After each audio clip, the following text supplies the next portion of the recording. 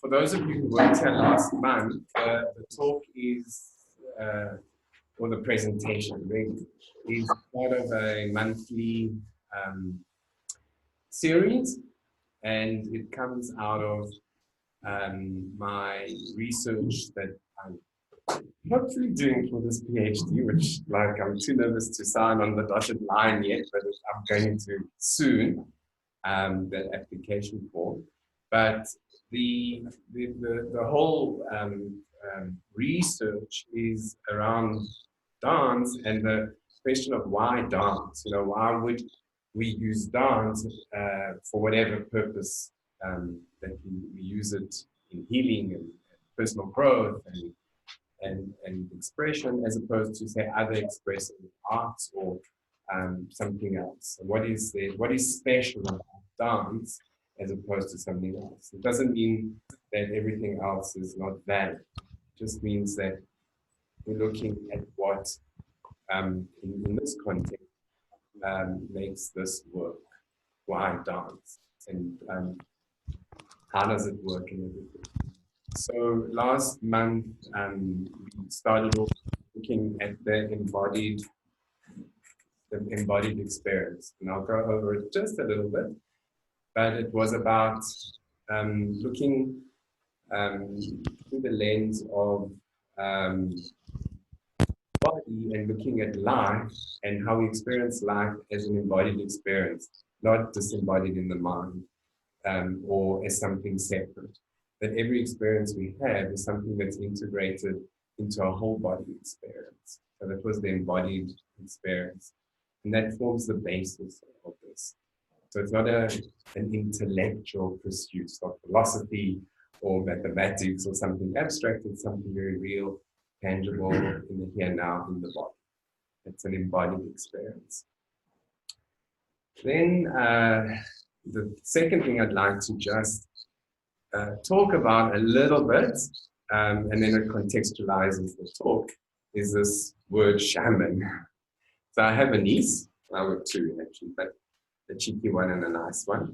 And my cheeky niece, who really likes to give me a lot of uphill, but we have the most amazing conversations that arise out of that. She's studying psychology at the moment. When I invited her, she says, cultural appropriation. You know, so I'm like, oh, here we go again. You know, what does it mean? And oh my God, you know, what am I doing? And how can I use this word? And, you know, that whole story. But there's no answer to this question about cultural appropriation.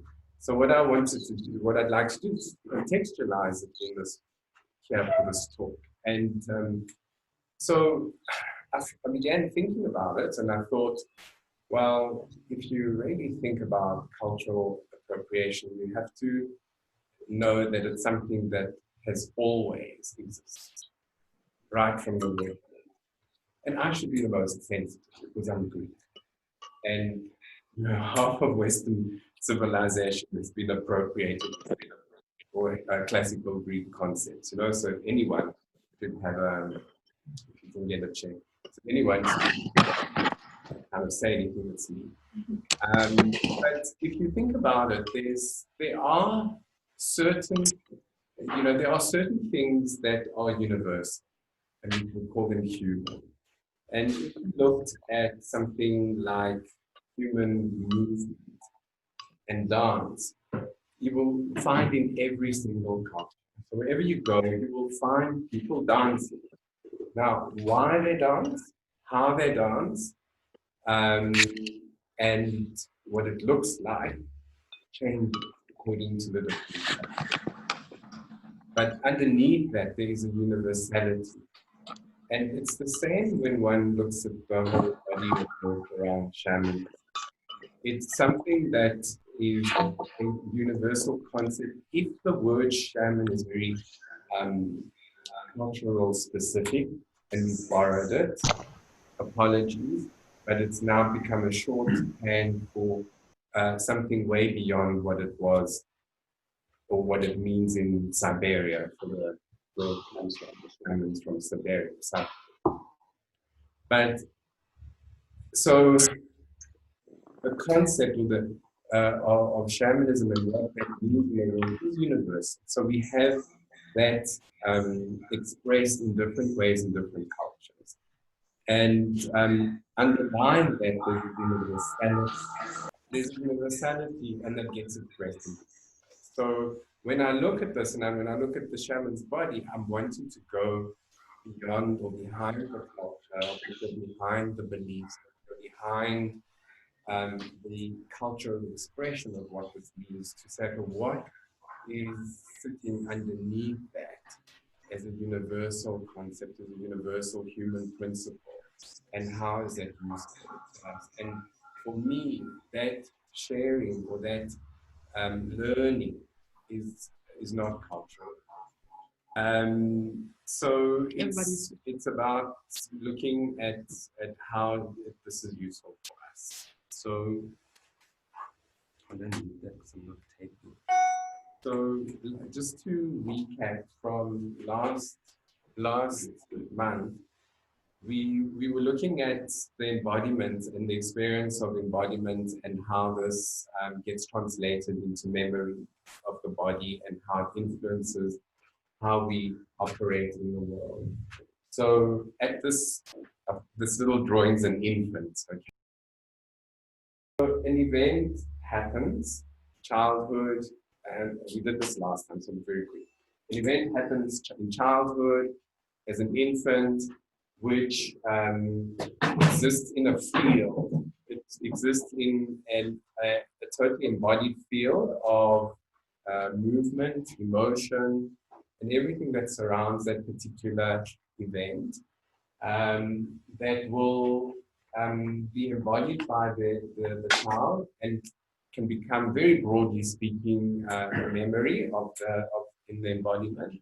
Sometimes it's explicit, like I can learn my 2 times table, that's explicit memory, and then most of it is implicit.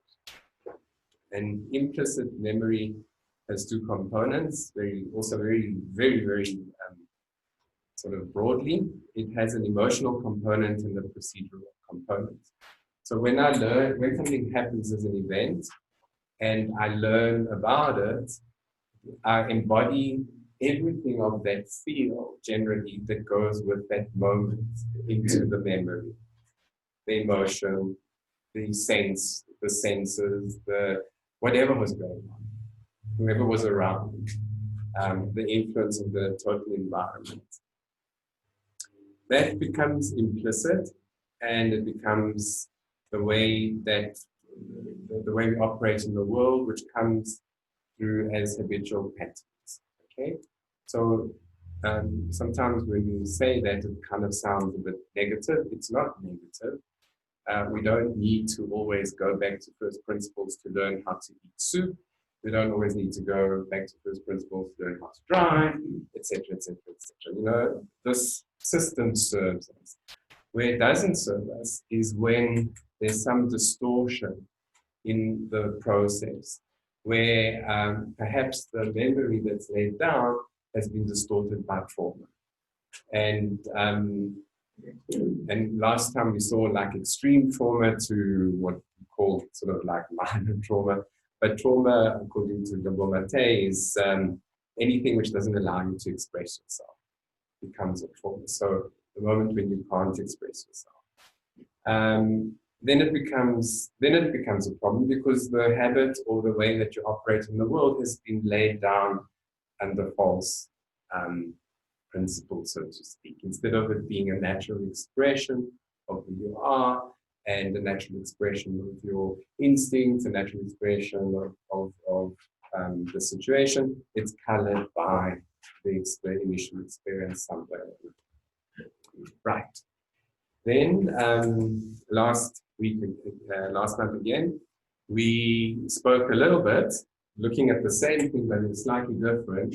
If one looks at behavior in the world and the result we get, which is the 2 squares at the right-hand side, we can call that experience, and we can see that's the outside world.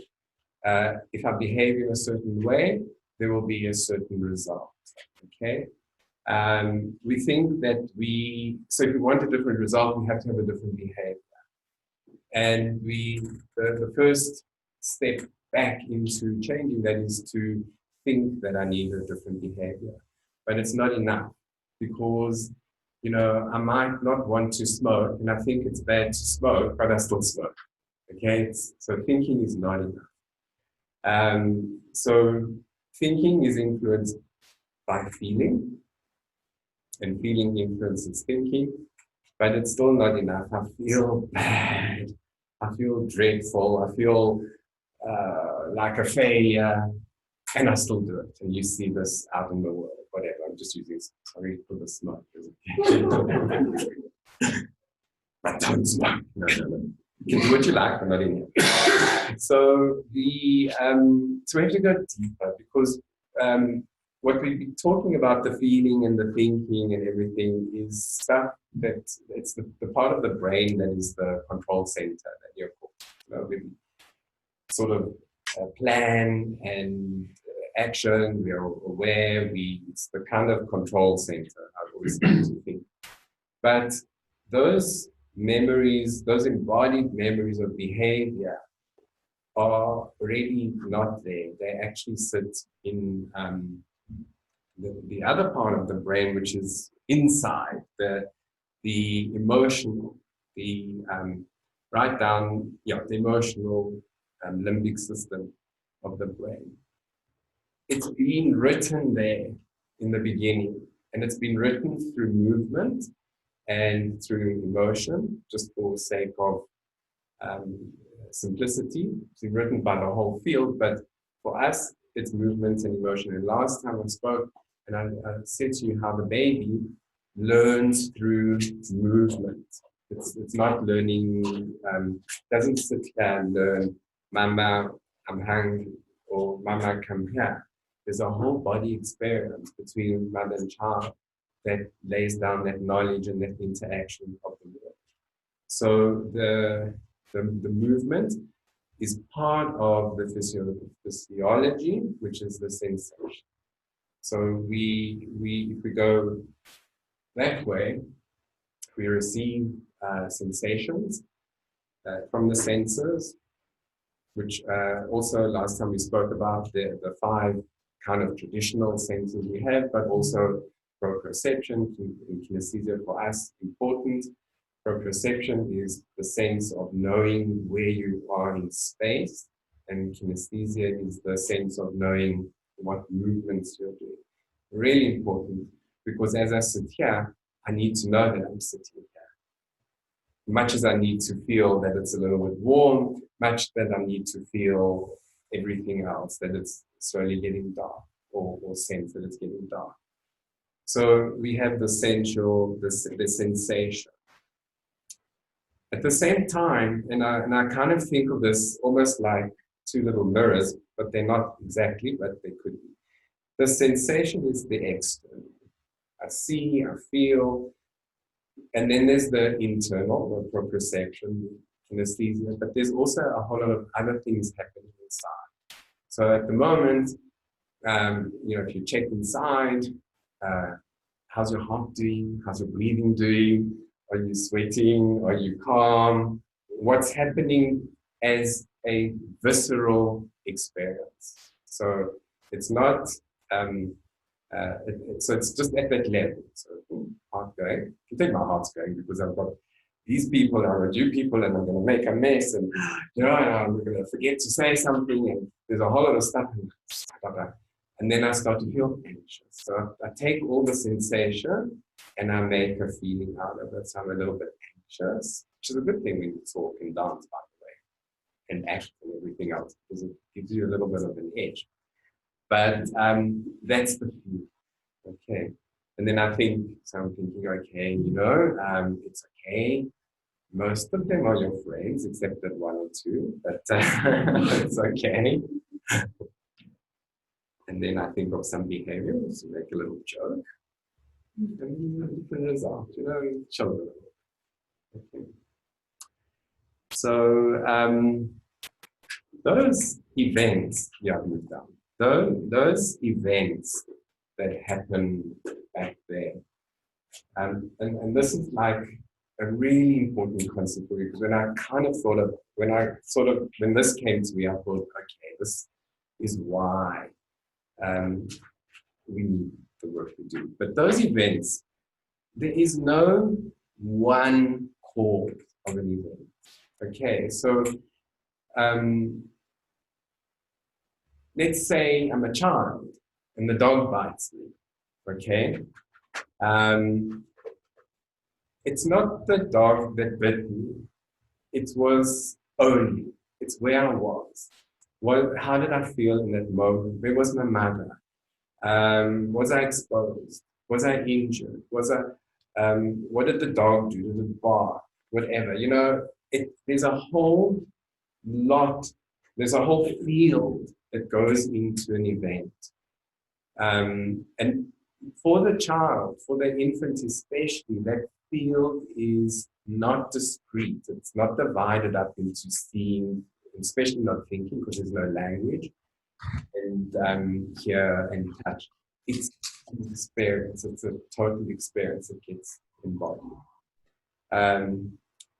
Coming out of an event, there is no one result. So a dog bites me, and I think it's playful, and I laugh at it.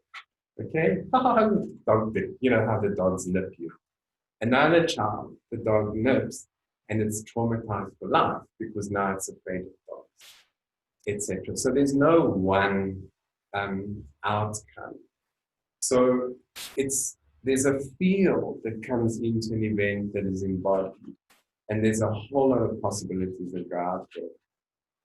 If there was one cause, one event, there'd be no need for psychologists. I don't think we just kind of go, oh, what, the dog bit you? That means, yeah, no, okay, end of story. So it's not, and that's quite, so for me, what this means is that we're not working discreetly in little bits and pieces. We're working in fields and energetic fields of experience. And we're still talking about life here, but we're actually also talking about dance. So when something happens and I embody it, there's a number of theories around about how I then react in the world and how that comes about. So one of the theories is called multiplicity by Rita Carter, and this is just a recent theory, but what she talks about, and I like it because it's kind of makes it a little bit more understandable for me. She talks about us having sub-personality. She says, we're not one person. So and especially in the brain, what happens is we are a number of different people in the brain. And those different people are going to be brought forward, or they appear in relation to what's happening outside. So I put this as an example. So, and she calls these sub-personalities. So when I'm with a boss, my body posture, my emotional state, the way I talk, the way I look, the way I breathe, everything is going to be part of that relationship, which is going to be very different with a lover. I'm just trying to use two extreme examples. What happens is we set up.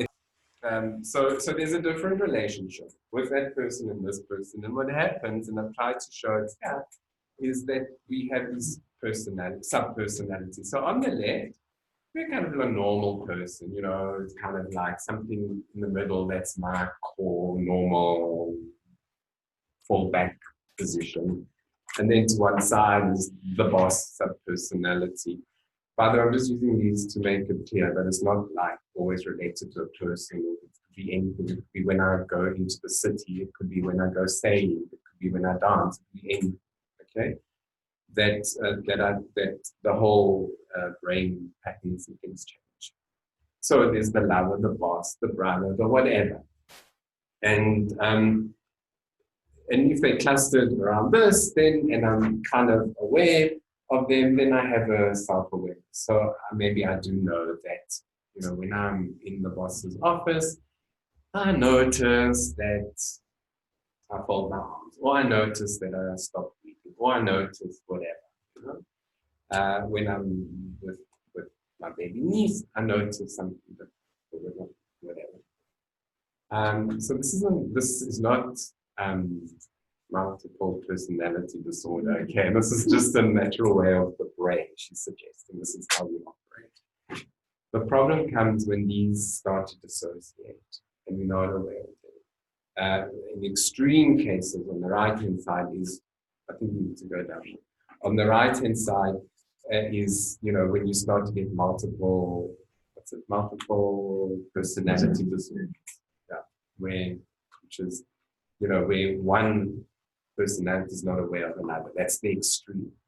And that's one side, and it's almost like a slow continuum through.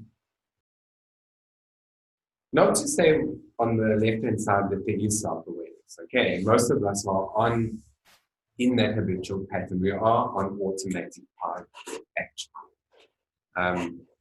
Anyway, so it takes a real self-aware person to start to, and this is why we need to develop that self-awareness. We'll get there now. There is a lot of, so this idea that it's not, you know, it's not just the head, it's not just the intellect, it's not just language, was taken up very, very early in psychoanalysis by people like Willem Reich. They looked at the whole body experience, okay? And this diagram is based on reading of Philip Reich, where he talks about this tension between instinct, what's going on inside, so the drive of you know, hunger, sexuality, whatever it is, which is a natural, wants to naturally express itself, and then the pushback, if you want for a better word, from the outside. Let's call it the culture, outside of society or whatever. So when we looked earlier, and I said to you, you know, if the event and the development of the memory and everything is kind of normal, it's also going to be based in a cultural context, and I'll come back to that later. But where there's a conflict between what's the instincts and what's I want to express from inside as my natural being and the outside, there's this he calls it an armor. He says there's an armor that we that we put up against the world. So the most extreme is and would be let's go back to the dog. Very traumatic experience. Dog bites, or dog comes to bite me. I pull away, it still bites me. This action that I have just done of pulling away, and the emotion that goes with it, and everything that goes with it, is put into my embodied memory. And this will be my defense every time I would see a dog. Might not be physical, but certainly it will be there. It will be like a pullback. So the trauma and the armor is in relation to the trauma.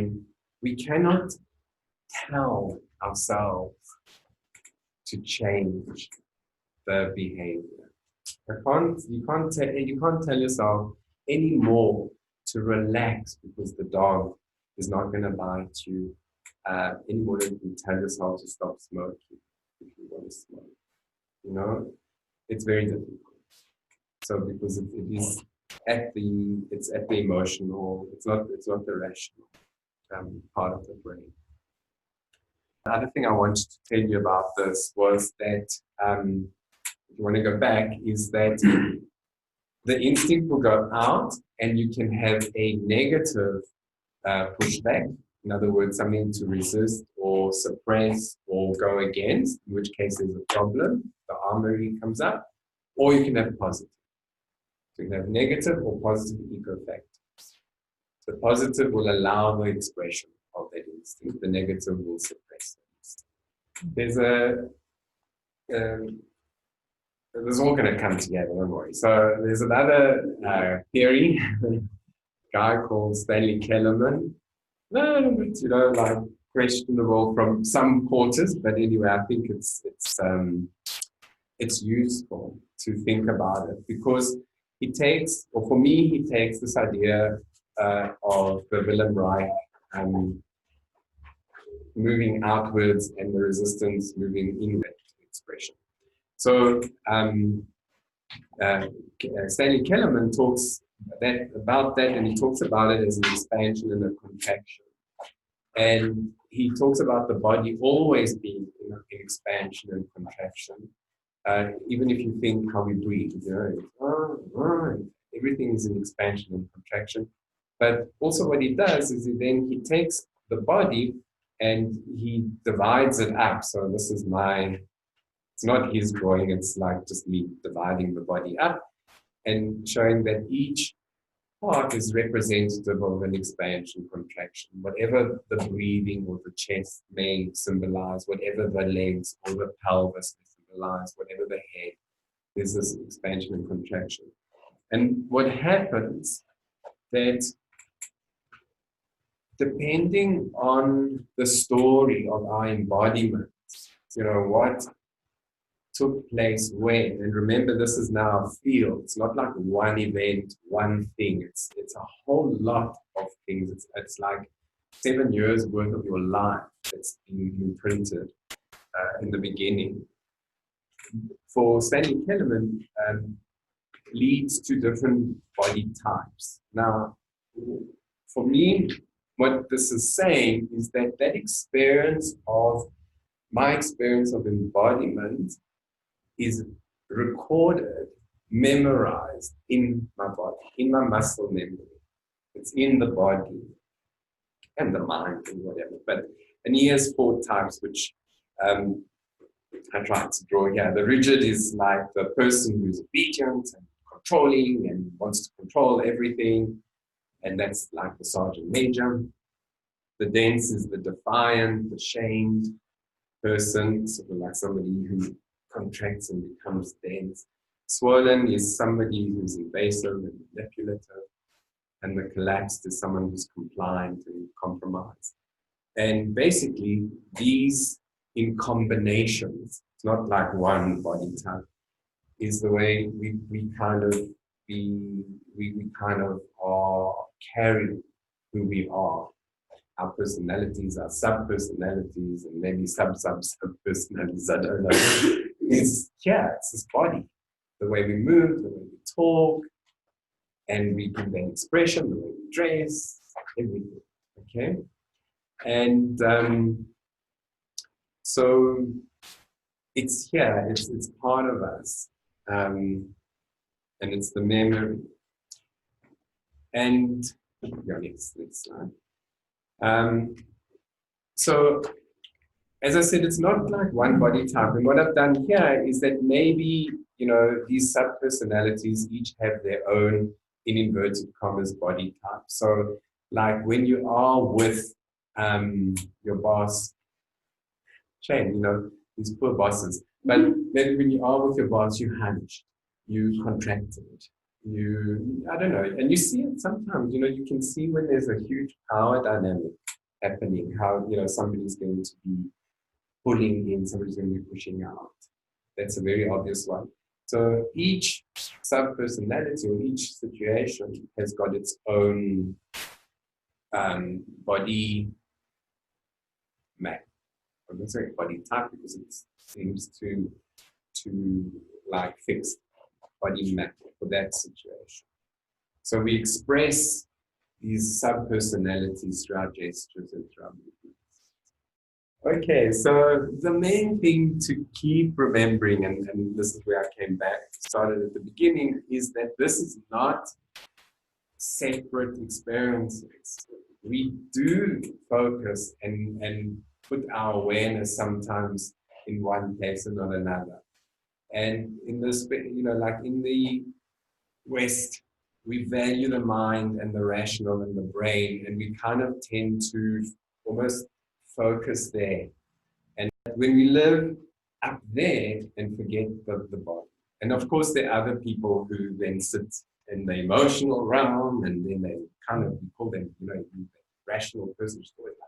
He's always, going off, and you just look at him, and you just have to say something. No, no, no. And then obviously the people who live with their instincts and more natural, I was say animalistic, but natural setting. So these things aren't separate. But even though we place our consciousness, or our awareness, not our consciousness, our awareness in different places and live from different places, actually they are always integrated, they're always there. Okay, so experience is integrated, it's not compartmentalized. We may think we need to heal the mind, or we may think we need to address the emotional, and yes, at some level it does, but we really shortchanging people if we think that we will focus or just go into one sphere. We need to look at the totality of the experience, the totality of the human being. So I just wanted to come back to this idea that it's not as simple as like, the dog bit me and I made a decision about it, because we sit in different contexts that are also integrated to our experience. So in some cultures, a dog is a pet. In some cultures, a dog is a pest. Okay. In some, it's a work. There's a cultural aspect to that. There's a social aspect. There's a personal aspect to that. And all of these are going to influence the embodied experience that we take on and create the memory and create the way we act in life. So you will see this very, very clearly in South Africa, when certain people want to give you something or receive something, they will do it in a very stylized gesture. They'll do something like this or something like this or whatever. And, it looks a little bit odd. Others of us just grab and go. Look at the way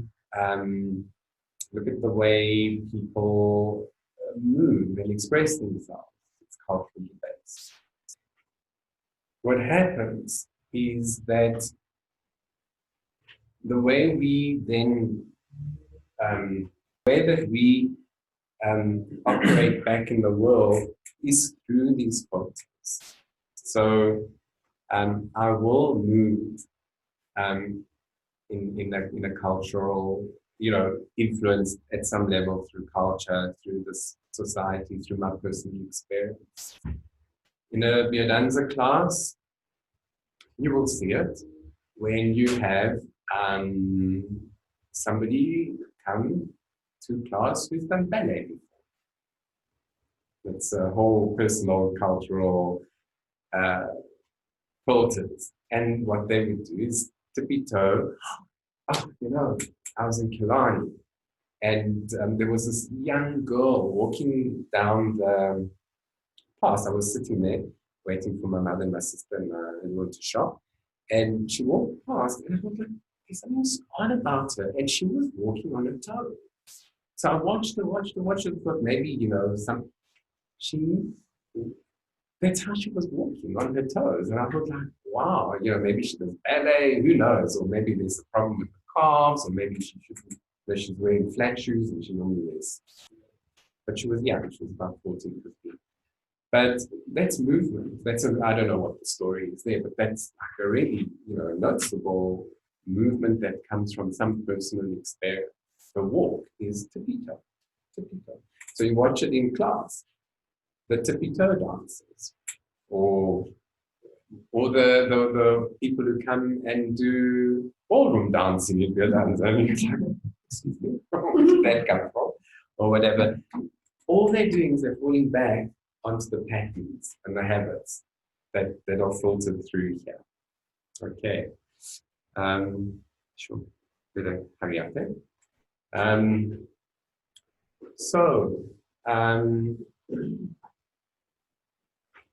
Coming back to the experience and these subpersonalities and this embodied experience and everything, is that we create an expression of instinct in the world through archetypes. Okay, archetypes are patterns of being in the human condition. So if I go back to my earlier example, that as a lover and as a boss, those could be considered archetypes. Okay, so at some point I'm going to express the bossness of me, and sometimes I'm going to express the loveness of me, and they're two archetypes. What happens is that these archetypes have various characteristics, and we've got a whole lot of characters. So I just took one characteristic as a random example, and I said, well, in lover, there is the aspect of relationship, because you are in a relationship, and what is the nature of that relationship in the lover archetype? And in the boss, there's also a relationship, and what's the nature of that relationship in the boss archetype? So we have something called a quality, for want of a better word, called relationship. And if I wanted to take those and abstract them, all the qualities of relationship, all the qualities of connection, of any kind of quality, if I want to abstract them in Vedanta, so I'm just using the Vedanta model, we can abstract them into 5 qualities of human expression. So we take relationship and we can give it 5 forms of expression. We can give it an expression that is about vitality, how vital, alive, or whatever is that relationship. Is it buzzing or not? Sexuality, which is the connection or the attraction between the two people. Creativity, how it would be played out. It's not always the same. It sometimes has a different way of being. Affectivity, what is the connection in terms of relationship? And transcendence, what lies beyond the story between me and the other person at this point? And I just thought that if you took lover and boss and sexuality, because maybe you don't believe me that all these things become irrelevant, and I took sexuality and affectivity, and I thought it's on the board. So you take the continuum of sexuality from absolute disgust, like if that person comes near me, I'm going to die, to obsession. I cannot live a millimeter away from this person. Okay? And somewhere inside there's a healthy lover relationship, and it's always different and up and down. And then there's the boss. So in terms of sexuality, the boss tends to be maybe neutral, or maybe, who knows, maybe he's a really ugly boss and you're kind of going towards the disgust. I don't know. But there is an element of sexuality. There is an element of attraction, not attraction. Okay, in that relationship, in that archetype. The same with affectivity. And here I didn't put the boss and the lover because maybe you really love your boss, and so he or she's on that side, and the lover and your connection maybe at this point in time it's a little cool, I don't know. But so if you go back to these, if you go back to these human expressions, it's that all the qualities find themselves in some you will find these human expression qualities in all of these human expressions in all of the qualities of the archetypes. They're all there. And so we work with them. Oh, don't you work with that light switch? There we go. It's the little light. Okay, so now we start to, okay, that's like now the introduction. We've got another 2 hours now. But that's the context for going forward. And so what happens now is that we have a body, an embodied experience of life, which we could call the ordinary, okay? And we hold it there. We hold it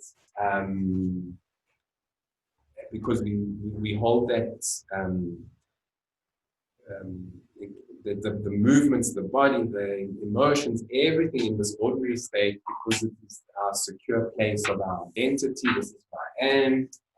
I want the certainty, and I stay in this place. Sometimes we in non-ordinary states, you know, those people who go off and have drinking binges and I don't know what other binges, you know, and they kind of like out of their heads a little bit, and then they do strange things, and they go like, oh, how could you do that? And how could I have done that?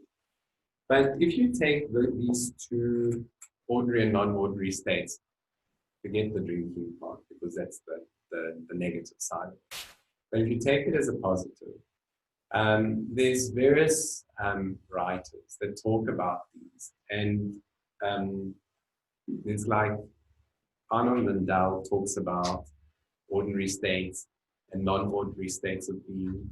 He calls that the dream body, and that's where the word the shaman's body comes from, by the way. It's a book he's written. Carlos Castaneda's, looking at the anthropologist who went off to Mexico or wherever and did all that investigation, he talks about first attention and second attention. So there's this idea of I call it ordinary, non-ordinary, but first attention and second attention. Ordinary tends to be a lot about the intellect. It tends to be about, because we're operating in the world, we have to be functional. It involves language, okay? And the downside of language is that it separates us from the world, because we start to put a word between us and the experience. So I might look outside and there's an experience, but I bring language to it and say tree, and then it's, you know, tree, I've now categorized it. So if I was going to have a different experience outside of the concept of tree, it's gone, because now that's a tree. End of story. Language. Thinking, we use the thinking to create meaning in the world. So we really, you know, like what it means to be sitting here, what it means to be doing what we're doing. And so we have the labels. And this is a space, this ordinary space of creating stability and certainty. I'm in this world and I want to feel safe. And I want to be certain that what I do and how I act is actually going to give me the same result, or intended result. It tends to be made up of fixed beliefs, you know, I kind of believe something and I believe it, a sense of identity, who I am, and it becomes our story, it becomes who we are in the world. Now, through that, we control the ego. Okay, we're controlling who we are. In a very, when that is threatened, okay, any one of these aspects is threatened. My beliefs, my sense of identity, what I think. When they become threatened, it's as if somebody's threatening my very existence. Okay. So when we want to take people from the ordinary into the non-ordinary, which I would say is the shamanic way in the dance, is we're going to come up against defenses and defense mechanisms. It's kind of like, oh, what's happening in this moment? So the non-ordinary is the felt experience. It's an energetic experience. It's very fluid. It's very direct. It's also very scary for people because it's kind of intangible.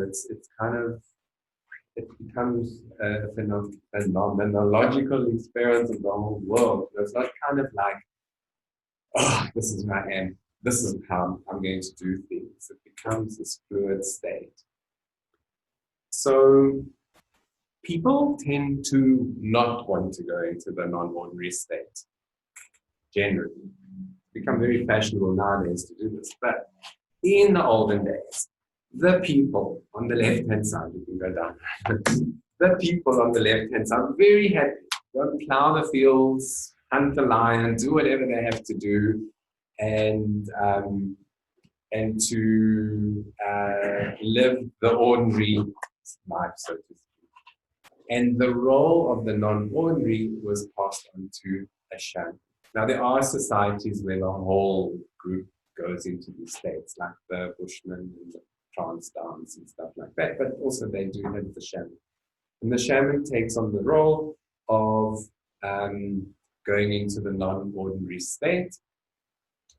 And they're going to do this in a whole lot of different ways. So shamanism exists right across the world. The way that the shamans in different cultures will go into non-ordinary states is they use different techniques. Okay, so they might be taking ayahuasca, so plant medicine. They might be doing heavy breathing, doing breathing exercises. They might be starving themselves through starvation. There might be sensory deprivation, dance, sound, touch, whatever. You know, there can be a whole lot of different ways in which the shaman goes into a non-ordinary state. And depending on the technique, they're going to go into a non-ordinary state that's either disassociated or integrated. Disassociated is when they're like in a hallucination, or they become the eagle, blah blah, whatever. And the integrated is when they still the experience is part of it's part of the consciousness, the reality of who they are. It's not dissociated.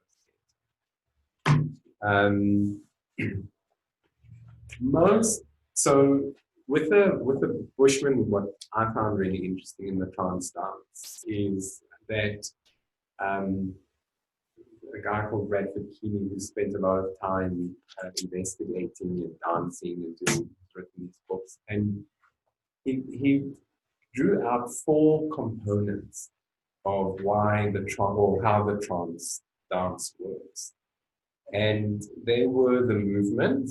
The kind of movement. The other one was the sound that went with it. The other one was touch, that the people touched each other to heal each other. And the other one he calls dream, which I think is along the lines of intention. Okay, so movement, touch, sound, intention. So dance, I forgot to say prior to that, is something that you will find in a lot of but it will be different. It will be done differently, and it will be expressed differently. Sometimes it will be the shaman who's dancing, wildly going into an altered state. Sometimes it's the community doing a trance dance. Sometimes it gets ritualized, and everybody dons a mask, and then they do something else. It depends on the culture, and it depends that the way that it's expressed and used will have a different result. But almost by definition, dance will take you into a non-ordinary state. Next month, this is now the advert for next month. I went to pull that apart a little bit, looking at trance and what it means neurologically and why it works. So I'm going to do it now because we're running out of time anyway. So this non-ordinary state then is the shaman's body, or the place where the shaman goes. And that place, depending on the culture, depending on the way it's expressed, might be that the shaman is connecting deeply with nature. They become animals, plants, so they're talking to the animals and they're talking to the plants. So if you talk to ayahuasqueros, they'll tell you how the ayahuasca talks to them, you know? Or it could be about spirit. They're going to the spirit realm, up there or down there, depending on the culture and the circumstance, or whatever. So, but basically, wherever the non-ordinary state is taking them, it's closing down the ordinary rational side of being, going into the felt experiential being, where knowledge and wisdom is absent. Okay, and they come back and they do the healing, or they come back with knowledge or whatever. So this, for me, this process of the shaman's body, of suspending the rational, which is the subtitle of this book, suspend the rational, the intellect, the ordinary state of being, to go into a non-ordinary state of being, is the process which dance can take us to go and access for ourselves wisdom and healing and knowledge. So we would go there, and you'll be in a class, for example. Most of you dance. Yeah, most of you dance. You'll be in a class and you're dancing, and suddenly you'll go like, you know, nobody told you anything. You felt it, you experienced it, and it came into your consciousness. So it was there. I have a whole different theory about the subconscious and whatever, but not for tonight. It's there, it's always there, but the dance has brought it out. And so you'll see people crying in class, in the Vedanta class. You will see people laughing. You will see people releasing. You'll see people with all sorts of reactions. Because they've gone into the non-ordinary state, the shaman's body, and they've come up. Now, it's not, remember right at the beginning I said there's no one cause of an event and there's no one outcome. It's not that everybody experiences this the same or every time, okay? And this is where I'm adamant about the system that I'm involved with, which is Vedanta, is that not all dance is equal. You know, not all dance is going to take you into the shaman's body. Some dance is going to reinforce your ordinary state, like the ballet dancer who will do ballet in a class, or like the person who comes and does ballroom dancing. What they are doing is holding on to that ordinary state of being through their movement. And it's not that those are just like extreme examples, but you see other people in class and you can be like, oh, there she goes. There he goes again, you know, doing the same movement or whatever. What they're doing is just kind of like making sure they don't get lost. What keeps me from going into that? What keeps me from going into that shaman's body? What keeps me from shifting my consciousness and my awareness? It's going to be my habitual behavior, which we saw was laid down as a whole integrated experience of movement, emotion, etc., in my embodied memory. And if I want to shift, so that's going to keep me there. Carlos Castanedas calls these assemblage points. It says that all our perception of the world is assembled somewhere, 20 centimeters left, right, or whatever bone. But anyway, for me, it's just a metaphor. So there's an assemblage point. In other words, my whole real, ordinary state of being is an assemblage point that I hold on to. And I will come into dance to shift that. That's the language of the shamans, to shift the assemblage point. And when we shift it, then a whole different array of perceptions and experience are possible to the one that I'm holding on to.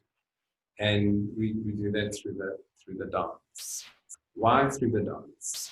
This is the last point, and then I'll ask you to see if there's any questions. Why through the dance?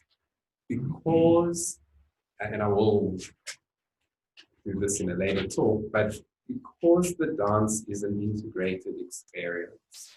It involves the body, it involves the mind, it involves the emotion. It involves the totality. You can't dance with your mind, okay? Any more than you can kind of dance, without feeling something. Well, you can, I suppose, but in Biodanza, we don't do that. So in Biodanza, we take you through a process where we make sure you move your body, you feel your feelings, you become aware of this, and we go from this, where we appear maybe to an awareness of the whole body, coming back right to the beginning where I said that when we want to become aware of our subpersonalities, or we want to become aware of how we act in this world, we need to be aware of what's happening emotionally in our bodies, our movements, and that's a self-awareness that can come from connecting with the body, connecting the body through the dance. And it needs to be done so that there is an emotional component to it. That it's not just exercise, you know. I'm going to the gym and I'm not going to really shift my perception of the world, maybe a little bit. But when I'm in the dance, the experience, the transcendent aspect of it, the emotional aspect, then I'm able to shift this assemblage point to go into the shamanic body, gain insight, gain knowledge, gain wisdom, and gain some